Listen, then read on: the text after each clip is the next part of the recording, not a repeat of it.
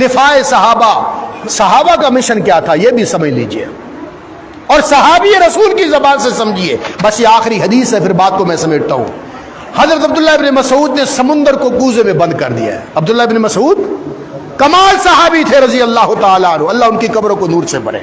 پتلی پتلی ٹانگیں تھی نا، پتلی پتلی ٹانگیں تھی. ایک دن درخت پہ چڑھے ہوئے تھے، صحابہ نے ٹانگیں دیکھ کر ہنسنے لگے. آپ نے فرمایا اس کی ٹانگیں دیکھ مت ہنسو، اس کی نیکیاں اتنی زیادہ ہیں کہ احد پہاڑ سے زیادہ. آپ نے کیا فرمایا؟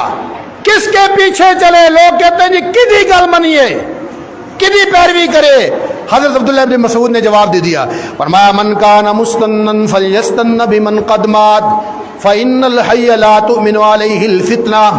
جس نے پیروی کرنی ہے، پیچھے چلنا ہے، فالو کرنا ہے، ان لوگوں کو فالو کرے جو فوت ہو چکے ہیں، کیونکہ زندہ بندہ گمراہی سے محفوظ نہیں ہو سکتا. ایک بڑا دیندار بندہ موت سے پہلے گمراہ ہو جائے، مرتد ہو جائے. فرمایا پھر کون ہے وہ لوگ؟ اولئک اصحاب محمد صلی اللہ علیہ وسلم کانوا افضل هذه الامه ابرها قلوبا واعمقها علما واقلها تکلفا اختارهم الله لصحبة نبيه ولاقامة دينه فاعرفوا لهم فضلهم واتبعوهم على آثارهم وخذوا بما استطعتم من سيرهم واخلاقهم فإنهم كانوا على الهدى المستقيم. اگر نبی تک پہنچنا چاہتے ہو تو صحابہ کو اپنا امام بنا لو. اس لیے فرمایا اختارہم اللہ لصحبت نبی. صحابہ وہ جماعت تھے، تکلف نہیں تھا، علم کے سمندر تھے، اخلاق میں بہت بلند ہمالیت تھے. وہ لوگ تھے جنہیں اللہ نے اختارہم اللہ لصحبت نبی، رب کی سلیکشن تھی کس کو صحابی بنانا ہے، کس کو ابو جہل بنانا ہے، کس کو ابو بکر بنانا ہے، یہ اس کے فیصلے تھے.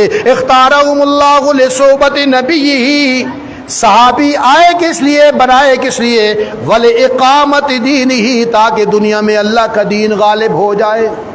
بس اوسیہ کے دوستو پیغام یہی ہے کہ حضور سے وفا کا تقاضا یہ ہے کہ آج دنیا میں کوئی ایک ملک ایسا نہیں ہے، 157 ممالک ہے بظاہر تو اسلامی، نام کے اسلامی ہے، کوئی ایک ایسا شہر نہیں ہے جہاں کملی والے کا وہ لایا ہوا قانون نافذ ہو، قرآن کا وہ نظام نافذ ہو. اس دین کو غالب کرنے کے لیے، اس مشن کو غالب کرنے کے لیے اس چکر میں نہ پڑا کریں کہ جی پتہ نہیں یہ دین پسند لوگ غالب نہیں آتے، جیت نہیں سکتے. جتوانا اور ہروانا میری اور آپ کی ڈیوٹی نہیں ہے. حق کے ساتھ کھڑے ہونا، حق کی اذان اور بانگ دینا یہ میری ذمہ داری ہے. روز محشر اللہ پوچھے گا تو کھڑا ہوا تھا، ساتھ نہیں ہوا تھا. اگر گل ووٹاں دی ہوئے تے تعداد دی ہوئے تو پھر حسین تک کربلا چ ہار گئے سی. مندے حسین ہار گیا تھا؟ کوئی ہے جو کہے ہار گیا تھا؟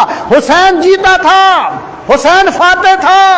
اس لیے جو حق کے ساتھ کھڑا ہوتا ہے بذات خود وہ فاتح ہوتا ہے. اللہ رب العالمین سے دعا ہے اللہ ہمیں حضور کے مشن کا علمبردار بنا دے، ان کے طریقے